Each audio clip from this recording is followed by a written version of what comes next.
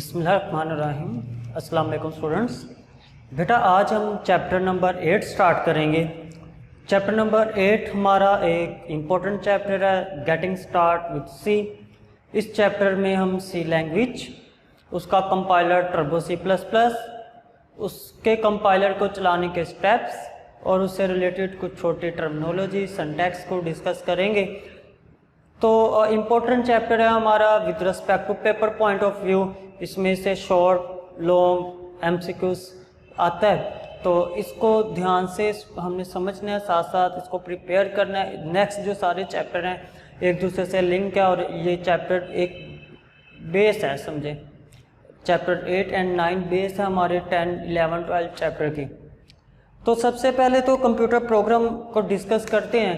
Computer program क्या है, फिर लैंग्वेज की तरफ आते हैं और फिर उसके कंपाइलर की तरफ आते हैं। स्टूडेंट्स, हमें पता है computer just an electronic machine. Computer सिर्फ एक बिजली से चलने वाली मशीन है, इससे बढ़कर और कुछ भी नहीं है। फिर वो काम जो कर रही होती है वो काम करती है सेट ऑफ इंस्ट्रक्शंस को फॉलो करते हुए। हम कंप्यूटर को कुछ सेट ऑफ इंस्ट्रक्शंस देते हैं कोई भी काम करने के लिए, उस सेट ऑफ इंस्ट्रक्शंस को हम कहते हैं हमारे पास कंप्यूटर प्रोग्राम है। तो computer program is set of instructions given to computer. Computer को दी जाने वाली सेट ऑफ इंस्ट्रक्शंस को हम कहते हैं कंप्यूटर प्रोग्राम है। And this set of instruction किसी भी प्रोग्रामिंग लैंग्वेज में होते हैं, because computer can understand instructions only in machine language. और हम किसी प्रोग्रामिंग लैंग्वेज को यूज़ करके वो इंस्ट्रक्शन लिखते हैं, फिर उसको चेंज कर देते हैं मशीन लैंग्वेज में, तो ह्यूमन लैंग्वेज को नहीं वो समझ पाएगा। तो प्रोग्रामिंग लैंग्वेज में जो लिखी हुई सेट ऑफ इंस्ट्रक्शंस कंप्यूटर को हम दे रहे हैं, उसको आप प्रोग्राम का नेम दे रहे हैं, simple software computer program. But हमारे सिलेबस में जिस लैंग्वेज को हमने डिस्कस करना है वो लैंग्वेज है हमारे पास सी लैंग्वेज।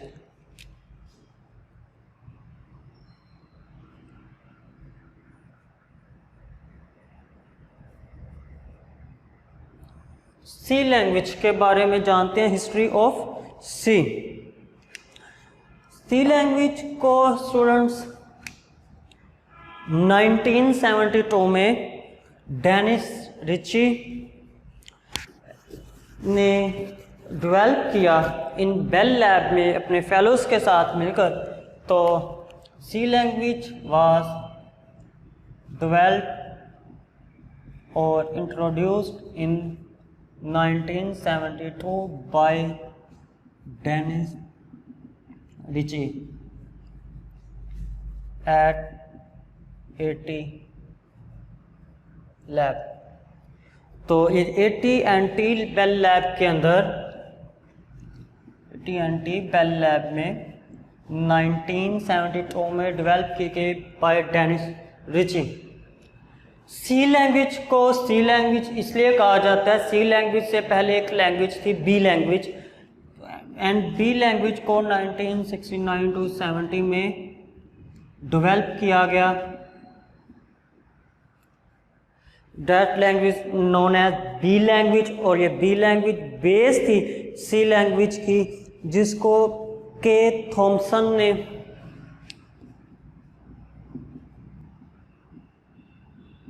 डेवलप किया। ये लैंग्वेज थी बी लैंग्वेज। तो बी लैंग्वेज को के थॉमसन ने डेवलप किया था 1960-70s में, जिसको बाद में फर्दर डेवलप किया, इम्प्रूव किया, और इम्प्रूव करने के बाद 1972 में डेनिस रिची ने एट बी लैब के अंदर सी लैंग्वेज डेवलप करवा दी। C language basically for the Unix operating system, but इसको यूनिक्स ऑपरेटिंग सिस्टम के लिए बनाया गया। बट इसके बाद में बहुत ज़्यादा वाइड रेंज ऑफ यूज़ हुई, बहुत ज़्यादा एप्लीकेशंस में ये यूज़ हुई सी लैंग्वेज। सी लैंग्वेज का जो अर्ली वर्जन था उसको early version of C was known as K&R version, K&R version. But इसमें हमने इम्प्रूवमेंट की, इम्प्रूवमेंट करने के बाद अमेरिका का एक अमेरिकन नेशनल स्टैंडर्ड इंस्टीट्यूट जिसको ANSI भी कहते हैं, उसने इसमें इम्प्रूवमेंट की and that version is called ANSI-C, जो आज तक हम यूज़ कर रहे हैं। तो C लैंग्वेज एक हाई लेवल प्रोग्रामिंग लैंग्वेज है। High level programming language mean third generation language. High level programming language near to human language. ये इंग्लिश लाइक ग्रामर के वर्ड्स के मिलने से बनी हुई लैंग्वेज है। ह्यूमंस के लिए समझना इजी है, कंप्यूटर के लिए समझना मुश्किल है, नहीं समझ पाता सी लैंग्वेज को, but it is an programming high level programming language. और कब डेवलप हुई? 1972 में by Dennis Ritchie Bell lab में। C language is known as C language because एक इससे पहले लैंग्वेज थी बी लैंग्वेज, उसमें इम्प्रूवमेंट की। बी लैंग्वेज की को आगे फर्दर इम्प्रूव करके हमने बनाई C language. B language Thompson ने 1969 और 70s में डेवलप की थी। फिर जो अर्ली वर्जन था that was known and K&R-C, but now जो वर्जन यूज़ हो रहा है वो अमेरिकन नेशनल स्टैंडर्ड इंस्टीट्यूट ने इम्प्रूव किया, उसमें फर्दर फीचर ऐड किए, that is known as ANSI-C language. अच्छा, इसके बारे में कुछ चीज़ें देखते हैं टर्बो सी उसके कंपाइलर पर जाने से पहले। स्टूडेंट, जो सी लैंग्वेज है हमारी, प्रोग्राम रिटर्न इन सी लैंग्वेज में जो प्रोग्राम लिखते हैं उसकी जो फाइल बनती है उसकी एक्सटेंशन .c होती है। फाइल एक्सटेंशन क्या होती है? पहले फाइल एक्सटेंशन हमें फाइल की टाइप बताती है। फाइल एक्सटेंशन फाइल के नेम के में डॉट के बाद आने वाले लेटर्स हैं जो फाइल की डाटा टाइप बताती है। मैं आपको फाइल एक्सटेंशन को डिस्कस करते हैं।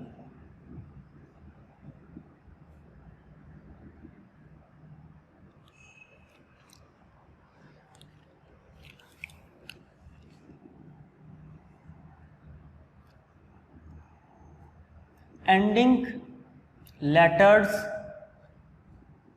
Placed after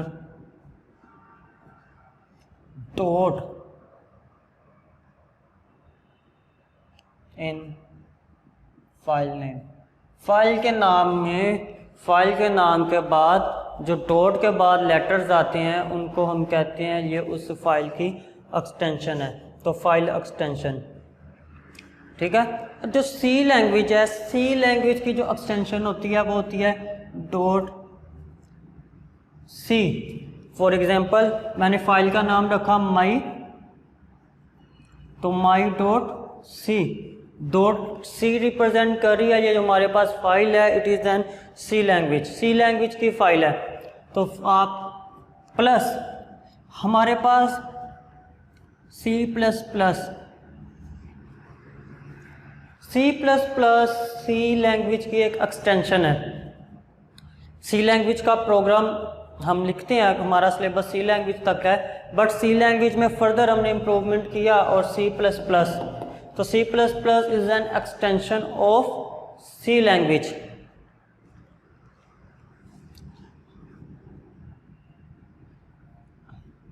it is an extension of C language.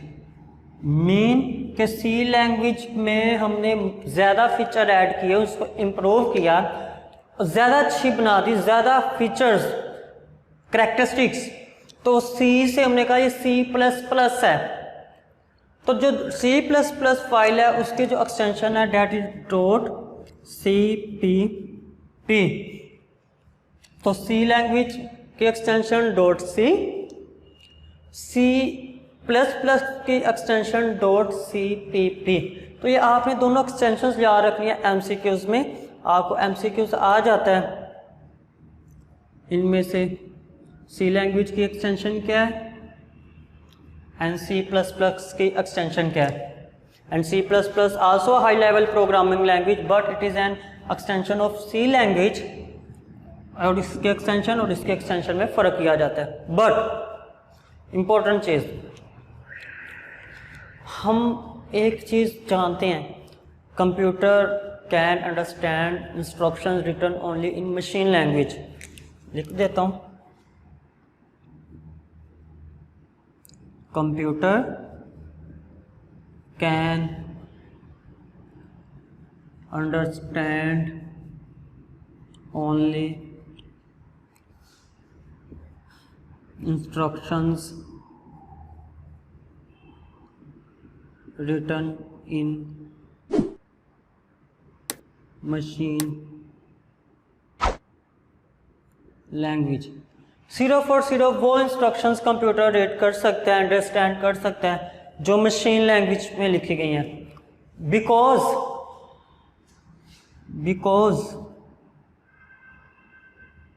Machine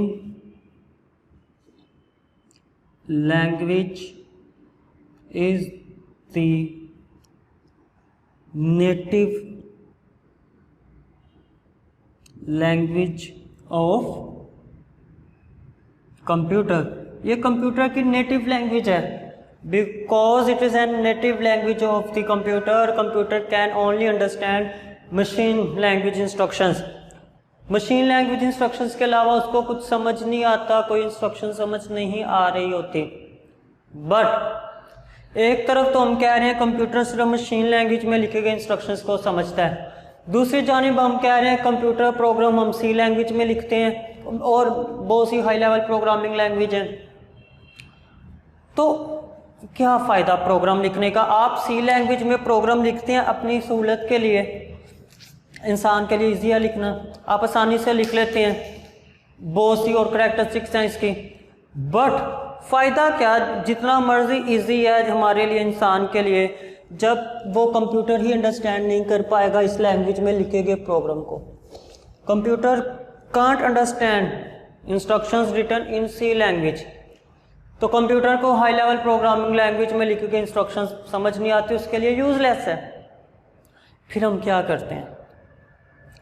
उसके लिए हमारे पास इसका कंपाइलर होता है। कंपाइलर से हम क्या करते हैं? कंपाइलर से जो इंस्ट्रक्शन, जो कोड हमने सी लैंग्वेज में लिखा गया होता है, .c एक्सटेंशन होती है जिसके, उस सी लैंग्वेज में लिखे गए कोड को हम तब्दील कर देते हैं, ट्रांसलेट कर देते हैं मशीन लैंग्वेज में। तो कंपाइलर यूज़ करते हैं, उसका ट्रांसलेटर यूज़ करते हैं, हमारे सी लैंग्वेज में लिखे गए प्रोग्रामिंग कोड को तब्दील किया जाता है मशीन लैंग्वेज कोड में। हमने हाई लेवल प्रोग्रामिंग लैंग्वेज में लिख लिया कोड हमारी सहूलत के लिए, कंपाइलर ने उसको ट्रांसलेट किया, कंपाइल किया मशीन कोड के अंदर, और machine code understandable by machine computer. तो इसी तरीके से हम ट्रांसलेटर कंपाइलर यूज़ कर लेते हैं, फिर एक सोर्स कोड को ऑब्जेक्ट कोड में तब्दील कर लेते हैं। तो हमारे पास सी लैंग्वेज जो हम पढ़ रहे हैं, सी लैंग्वेज के लिए भी एक कंपाइलर है, that is many compiler, but हमारी कोर्स में जो हमने पढ़ा है डेट इज टर्बो C++। तो है hence we use compiler to translate high level language code into machine code। Compiler which we will use for C language is Turbo C++। तो turbo C++ का compiler है जो हमने use करना है सी language के अंदर, अपने सी लैंग्वेज के कोड को मशीन लैंग्वेज के कोड के अंदर तब्दील करने के लिए। ठीक है, तो अब कंपाइलर का थोड़ा सा इंट्रोडक्शन देखते हैं। Turbo C++, turbo C++, turbo C++ is a compiler or a language translator for a C language। C language अच्छा, turbo C plus plus not only for C language, ये सी प्लस प्लस का भी compiler है। Turbo C plus plus is a compiler for C and C plus plus. ये C and C plus plus दोनों languages को compile कर सकता है, मशीन कोड में ट्रांसलेट कर सकता है। तो सी एंड सी प्लस प्लस दोनों का कंपाइलर है। हमें पता है जो प्रोग्राम सी लैंग्वेज में लिखा गया वो .c एक्सटेंशन रखता है, जो सी प्लस प्लस में लिखा गया वो C++। .c++ जो प्रोग्राम है वो ज़्यादा फीचर रखता है अपने अंदर as compare to C language. But हमारा जो कोर्स हमने पढ़ना है अपना पेपर पॉइंट ऑफ व्यू से वो सी लैंग्वेज है, तो हम सी लैंग्वेज तक महदूद रहेंगे। बट आपको MCQs आ जाए टर्बो C++ कैन कंपाइल, तो सी एंड C++ बोथ, ये दोनों को कंपाइल कर सकता है, कंपाइलर है दोनों का। इट प्रोवाइड अस IDE, ये हमें इंटीग्रेटेड डेवलपमेंट एनवायरनमेंट प्रोवाइड करता है। अब what is IDE? What is IDE? IDE से क्या मुराद है? IDE mean students integrated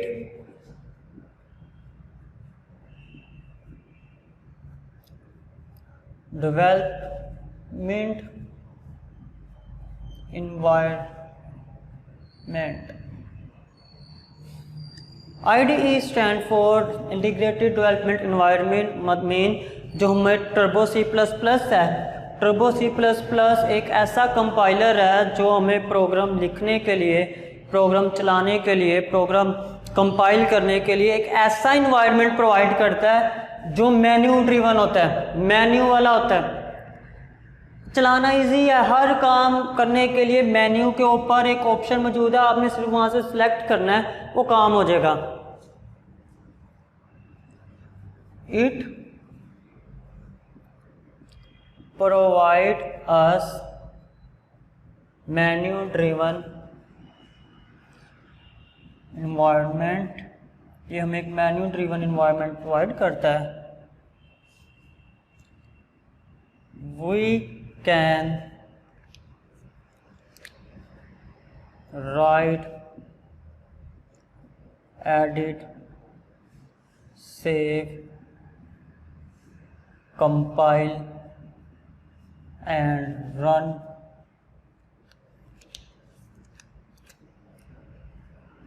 program just by clicking on desired menu। आप मेन्यू में जाके अपने डिज़ायर्ड लिस्ट के ऊपर, आइटम के ऊपर क्लिक करते हैं और क्लिक करने से आपका वो टास्क परफॉर्म हो जाता है जो आप करना चाह रहे हैं। आप इजीली एग्जीक्यूट कर सकते हैं, अपने प्रोग्राम को कंपाइल कर सकते हैं, एडिट कर सकते हैं, सेव कर सकते हैं, रन कर सकते हैं। मेन्यू के ऊपर सारी की सारी आइटम्स की लिस्ट मौजूद है। तो टर्बो C++ एक कंपाइलर बोथ लैंग्वेजेस के लिए, C++, ये IDE होता है। व्हाट इज IDE वो भी हमने देखा बेटा। तो टर्बो C++ को यूज़ करना हमें आना चाहिए प्रोग्राम लिखने से पहले। सी लैंग्वेज में जब आप प्रोग्राम लिखते हैं, किसी भी लैंग्वेज में प्रोग्राम लिखते हैं, तो प्रोग्राम लिखने से पहले लाजमी आपको उस कंपाइलर का पता होना चाहिए, उस कंपाइलर का यूज़ आना चाहिए। तो अंडरस्टैंडिंग ऑफ कंपाइलर होना चाहिए, उसके डिफरेंट स्टेप्स कैसे परफॉर्म करने हैं वो पता होना चाहिए। तो हम कंपाइलर को यूज़ करना, मीन कंपाइलर कैसे यूज़ होता है, इसमें प्रोग्राम लिखते कैसे हैं, सेव कैसे करते हैं, कंपाइल कैसे करते हैं, सारे के सारे स्टेप बाय स्टेप डिस्कस करते हैं। हमें थोड़ा सा अपने कंपाइलर की हाँ ना होनी चाहिए। तो नेक्स्ट लेक्चर में हम टर्बो C++ में प्रोग्राम क्रिएट करना सीखेंगे। तब तक के लिए टेक केयर, अल्लाह हाफिज़।